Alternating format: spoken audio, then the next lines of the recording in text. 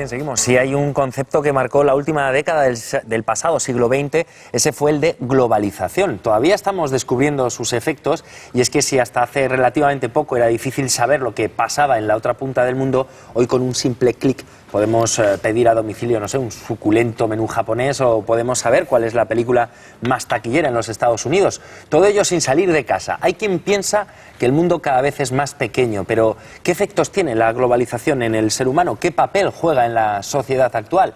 Lo debatiremos con los siguientes invitados. Paso a presentarles a Jorge de los Santos, pensador y artista plástico. Muy buenas tardes, compañero. Buenas tardes, querido. Saludamos también a Mónica Esgueva, escritora, coach y economista. Bienvenida. Hola, buenas tardes. Y por último saludamos también a María José Fariñas Dulces, catedrática de Filosofía del Derecho y subdirectora del Instituto de Estudios de Género de la Universidad Carlos III de Madrid. Bienvenida. Gracias, buenas tardes. Bueno, pues me gustaría empezar por saber qué es esto de la globalización, María José. Bien, la globalización es un proceso social en el que estamos. Como tú has dicho antes en la presentación, efectivamente hace unas cuantas décadas, más o menos desde la década de los años 70, se empieza a hablar de globalización en el mundo y estamos en ello. Es decir, es un proceso histórico, es un proceso cultural y como tal proceso pues tiene una serie de características que están haciendo que el mundo empiece a ser diferente. Es decir, cuando se abre un proceso histórico diferente, un proceso cultural nuevo, evidentemente empiezan a surgir elementos, diríamos, éticos y estéticos diferentes para enfocar el mundo. Y eso es lo que nos ha traído la globalización. Hay dos elementos claros, como en todo proceso histórico. En primer lugar, hay un punto de inflexión, un elemento técnico que abre paso a la globalización. Ese elemento técnico es la revolución informática. Es decir, es el punto de inflexión en el momento en que empiezan a aparecer las nuevas tecnologías, se produce eso que denominamos revolución tecnológica, informática, y esto nos permite efectivamente entender que el mundo se ha hecho pequeño, que se han roto las fronteras, se han abierto todas las fronteras, el mundo está intercomunicado, como tú decías, podemos pedir de forma inmediata, nos podemos comunicar también en tiempo real en cualquier parte del mundo, y ese es un dato técnico de la globalización. La globalización o este proceso de globalización no habría sido posible sin ese punto de inflexión. Pero la globalización no es solo eso, no es un elemento técnico, es un proceso histórico y cultural. Es decir, hay una ideología detrás de la globalización, hay una ideología que gobierna esta globalización. Entonces hay que distinguir perfectamente estos dos elementos. El elemento técnico por una parte, que tiene sus aspectos positivos, el elemento ideológico, que también tiene sus aspectos positivos y negativos. Hay una globalización que gobierna este proceso histórico, como todos los procesos históricos a lo largo de la historia. Si queréis, luego hablamos más de esto. Desde luego, porque claro, cuando hablamos de globalización hay que remontarse a los años 70 o empezó antes, Mónica. Yo creo que 70, finales de los 70, principios de los 80, y esto viene de un concepto básicamente financiero, que se empezó a considerar el mercado global como una entidad en sí misma, no como un conjunto de unidades que estaban entre ellas aglutinadas. Y ese es el principio. Es cierto que, como decías, que a partir del boom de la tecnología lo que ha hecho es acercar a todos los ciudadanos, o a muchos ciudadanos, en principio a todos aquellos que tienen acceso pues, a móviles, a Internet, a los satélites, nos ha conectado a todos, nos ha hecho que todo sea muy fácil. Pero además, yo creo que hay un ejemplo muy sencillo para que las personas que nos están viendo lo comprendan. Es desde la camisa que llevamos, que puede estar hecha en México, que podemos coger un avión, ir a Moscú y tomamos una hamburguesa americana, que estamos inundados por películas americanas en Europa, por ejemplo, o unos zapatos que vienen de China. Estos son los efectos de la globalización para el ciudadano de a pie. Yo creo que es que hay como diferentes estratos, diferentes niveles. Una cosa es en los mercados financieros y otra cómo nos afecta a los ciudadanos de a pie. Sí, hay más efectos que comenta, de estos que comenta Mónica, es verdad. Un efecto, por ejemplo, son los chavales que mueren en el Estrecho o en Lampedusa con camisetas del Barça. Eso también, o sea, sí es cierto que hay una globalización, hay una oferta general, se ha pulido, digamos, la superficie del globo para que todo circule con cierta facilidad.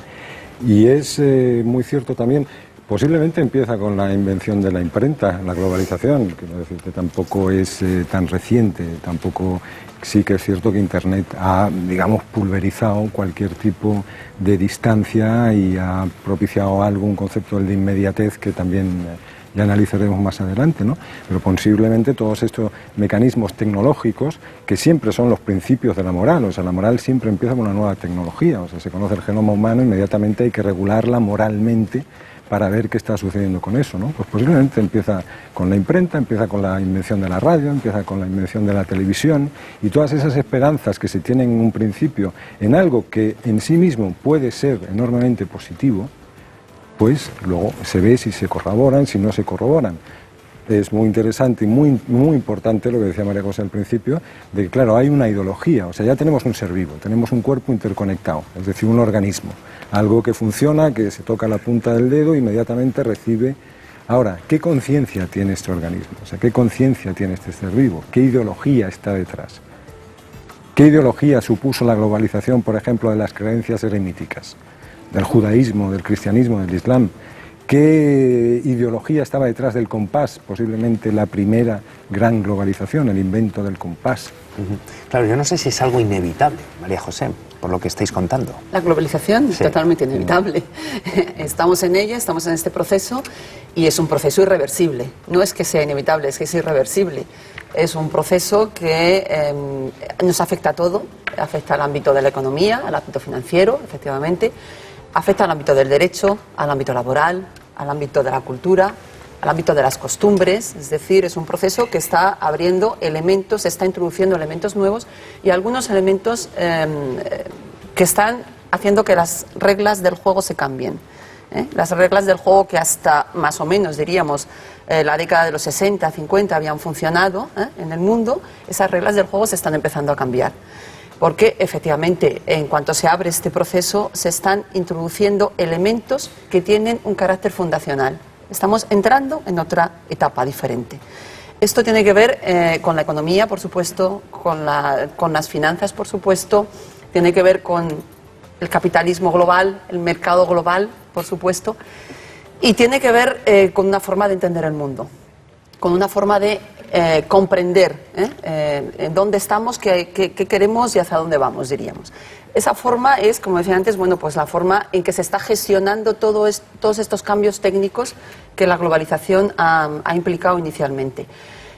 Fundamentalmente hay un elemento muy característico de esta globalización, porque tú antes hablabas de otros momentos, pero esta globalización en la que estamos tiene un elemento fundamental, que desde el punto de vista jurídico se identifica con la desregulación. La desregulación es la técnica jurídica más evidente de la globalización. Y esa desregulación, eso dejar elementos que no están regulados, que están sin regulación en el mercado, en las finanzas, en la economía, en el mercado laboral, todo eso está teniendo unas consecuencias, efectivamente, en la sociedad. Consecuencias positivas, consecuencias negativas. Consecuencias que afectan a todos. Consecuencias que nos afectan a todos, efectivamente. Es decir, cuando nosotros hablamos, por ejemplo, antes decías, bueno, llevamos una camisa fabricada en China, está claro. Está claro que llevamos una camisa. ¿Esto es bueno? Sí, tiene una parte positiva y tiene también otra parte negativa. Todos estamos afectados por esto. Porque el hecho de que la camisa se fabrique en China quiere decir que ha habido un proceso de desregulación del mercado laboral, quiere decir que hay una mano de obra mundial, una reserva de mano de obra mundial en los países, diríamos, periféricos, ya no vamos a utilizar la terminología clásica de primero, segundo mundo, etcétera, países periféricos, y eso afecta a todos, eso nos afecta a nosotros. Es decir, ¿por qué en los países industrializados tienen el índice de paro que estamos teniendo recientemente? Porque se ha producido un proceso de externalización laboral que hace que la camisa que llevemos se fabrique en China, con muy bajo coste, en un entorno donde los derechos laborales no existen, donde las tributaciones fiscales tampoco existen y donde evidentemente es muy barato producir. Nosotros no podemos competir, los países industrializados no pueden competir con esto. Efectivamente estamos todos afectados por la globalización. Bien, mal, regular, es un proceso histórico. Y como todo proceso histórico no podemos decir que todo es malo ni todo es bueno. Evidentemente hay que analizar cada faceta, pero estamos todos afectados. Un proceso histórico, tecnológico, cultural, moral. Yo creo que que tenemos un poco que ver cuáles son las ventajas de todo esto y los inconvenientes, porque hay también muchísimos inconvenientes. Está todo lo que es el movimiento antiglobalización, que tiene también su razón de ser. Apuntabas muy bien en los salarios, ¿no? Se pagan unos salarios bajísimos a personas de las que nos podemos aprovechar, básicamente porque no hay unas reglas del juego tan fuertes y tan estrictas como las que puede haber aquí. Pero estamos hablando también de agricultores a los que se les fuerza a comprar semillas genéticamente modificadas de las 2 o 3 grandes corporaciones que las venden, que tienen que comprar también los pesticidas para poder deshacerse de todos los insectos, y que dependen absolutamente de estas corporaciones, que ya no son autosuficientes.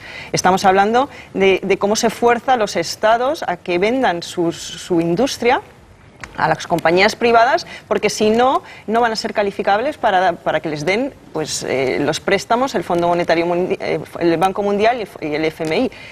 Estamos hablando de cosas que son muy, muy graves y que afectan a las naciones, pero también a las personas, porque de algún modo estamos en mano de las grandes corporaciones, que son ahora mismo las que tienen el poder. Sí, es su lógica, es su hábitat y es los que generan, digamos, un tipo de poder que además otra consecuencia, yo creo, muy importante, es un tipo de poder que está por encima de los mecanismos de poder que hasta ahora nos habíamos dotado, como por ejemplo el Estado-Nación. O sea, los estados, los gobiernos, digamos, de las naciones, estos hoy en día no pintan un pimiento. Quiero decirte, el poder está circulando por unos flujos, digamos, muy por encima, metaestatales e incluso pues metapolíticos. Eso provoca en el ciudadano, porque claro, una de las funciones, digamos, de la globalización, tal y como hoy está operando, veremos qué pasará más adelante, ¿no?, es la eliminación de cualquier traba y de cualquier particularidad. O sea, cualquier traba es la eliminación de cualquier cultura, digamos, autóctona. Es decir, imagínate, por ejemplo, que tú tienes una cultura que no come hamburguesas. Entonces, inmediatamente eso es un problema para la libre circulación, que es el objetivo este de la globalización, de canalizar, inundar el mundo de hamburguesas, ¿no? Y luego, pues, ahí también, digamos, una particularidad, eso es una trama, una particularidad, pues son los sistemas de control, digamos, de los estados. ¿No? El Estado, los políticos, y eso provoca en el ciudadano una desafección política extraordinaria también, ¿no? Claro, es que se está hablando de que pueda ser, no sé, el motivo de la crisis o una de las razones de peso de la crisis actual, la globalización, ¿o no? No, yo creo que la globalización no es el motivo de la crisis, yo creo que no. La crisis es una consecuencia de un nuevo proceso que se abrió en este momento que estamos diciendo que aparece esta nueva globalización, que inició cambiando las reglas, y ese cambio de reglas es lo que ha producido la crisis. Es decir, que no es que directamente la globalización haya provocado la crisis, sino es una consecuencia. Se han cambiado las reglas, y al cambiarse las reglas de juego, evidentemente, bueno, pues esto provoca la situación que hemos visto de la crisis financiera de los últimos años. Claro, de alguna manera afecta, ¿no?, a los estados y a los gobiernos. Claro, afecta a los estados y a los gobiernos, efectivamente. Afecta a la política, sobre todo. La política ha dejado de ser lo que hasta hace unas décadas era, y se ha convertido en una mera gestión de bienes y de personas. Y eso es lo que hace que efectivamente tengamos esa sensación, como tú decías antes, de que los estados no pintan nada, de que el poder está en otros sitios. Efectivamente, el Estado no es que no pinte nada, el Estado es el ejecutor de la globalización. La globalización necesita del Estado para ejecutar sus objetivos, efectivamente.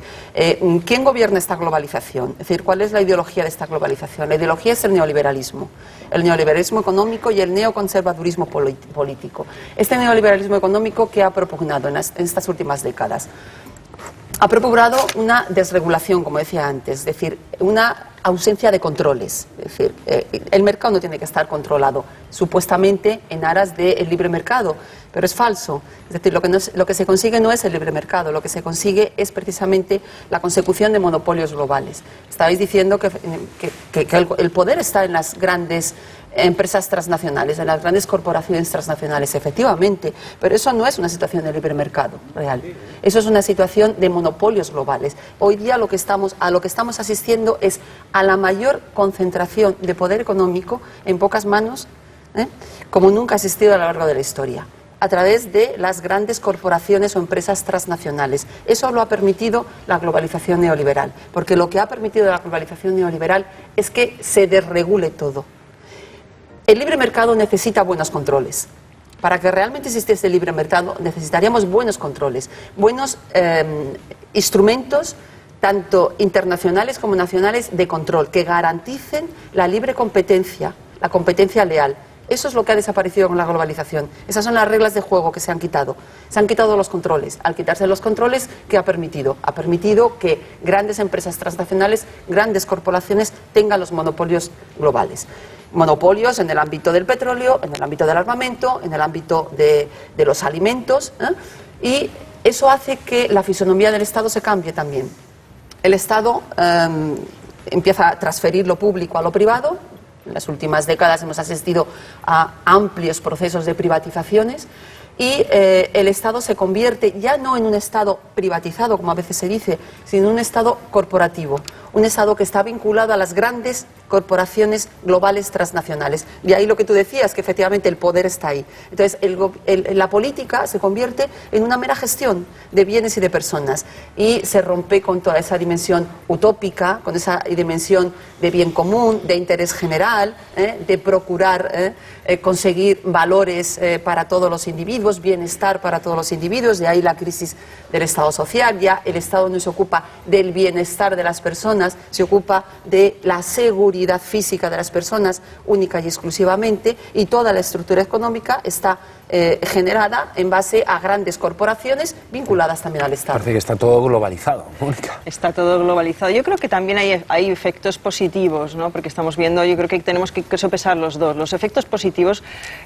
también nos llegan a nosotros. Podemos comprar mucho más barato. Unos zapatos que están hechos en China no cuestan lo mismo que si están hechos en Alicante. Esta es la realidad. Nos llegan los productos nuevos mucho antes que nos llegaban antes. Esta es otra realidad. O sea que pues cosas positivas también existen y nos llegan a todos. Podemos conectarnos y saber lo que está pasando en cualquier sitio del mundo, podemos conectarnos y estar no solo teniendo informaciones, sino comunicarnos ideas que están en un sitio y las podemos aprovechar aquí y las podemos llevar a cabo. Cosas positivas tiene, pero claro, este es el problema cuando no hay ninguna regularización, cuando el libre mercado realmente no es tan libre, como decías, cuando ese trasvase de riqueza y de medios tendría que darse a todos los países involucrados, y esto no es real. Estamos hablando también que el 80% de la población está en los países menos desarrollados y, sin embargo, solamente el 15% del gasto en educación se da ahí y el 7% en salud, por ejemplo. Entonces, realmente lo que hay es un desequilibrio tremendo y hay un problema también muy grave que es el medioambiental. ¿Por qué? Porque muchas empresas van a países, establecen sus corporaciones y sus fábricas en empresas donde la regulación es mucho más laxa y pueden hacer lo que quieran. Claro, ¿está variando también la forma de entender al ser humano, Jorge? Está variando fundamentalmente la forma de entender y la forma de construir al ser humano, que eso es lo preocupante. Como bien decía María José, los valores humanistas se han perdido para convertir al ser humano en un consumidor que ni siquiera puede hacer política de su condición de consumidor. Porque si, por ejemplo, existieran gremios potentes de consumidores que funcionaran operativamente, podrían mandar a tomar viento a estas grandes corporaciones, a las compañías telefónicas que nos han jodido a todos monedas en las cabinas telefónicas de antiguo. Un gremio, digamos, de consumidores coordinado podría ser enormemente fuerte. Que decía María José con relación al mercado. Lo primero que necesita un mercado, antes que bienes o servicios para prestar en el mercado, es un alguacil, es decir, una regulación de mercado. Ahora no hay regulación, no hay ningún tipo de regulación, ese es el secreto, digamos, de la globalización. Las ventajas que comenta Mónica, es curioso porque Mónica, que no es en absoluto un elemento consumidor, digamos, en su aspecto, lo primero que ha comentado ha sido comprar, es decir, la ventaja de comprar. Es verdad que hay otras ventajas, que debería haber otras ventajas, como obtener los flujos, digamos, de información con una enorme habilidad. Pero eso nos mete en otro segundo estado, que es el estado de atontamiento por necesidad absoluta de sobreinformación y de la novedad. Es decir, un poco cuando hablamos del tema de la actualidad, es decir, perdernos el presente por estar enganchados a una actualidad concreta que lo único que hace ese cuerpo globalizado es que sea extraordinariamente temeroso, que sea un miedoso. Porque se ha dado cuenta que si se rompe la uña del dedo gordo, le duele. Cuando antes, como no tenía, digamos, esa interconexión neurológica con el dedo gordo, pues no había problema, ¿no? O sea, realmente los mayores flujos de información tampoco veo que sea una ventaja si no se utilizan en pos, digamos, de una constitución del ser humano, o sea, de recuperar pues todos los valores por los que han perdido la vida nuestros abuelos, nuestros bisabuelos, nuestros padres y estas historias, ¿no? Pues aquí lo tenemos que dejar. Muchísimas gracias a los tres por la Pues nada, por la visita. ha sido Seguiremos globalizados. Seguiremos, No nos queda otra. eso es lo que hay.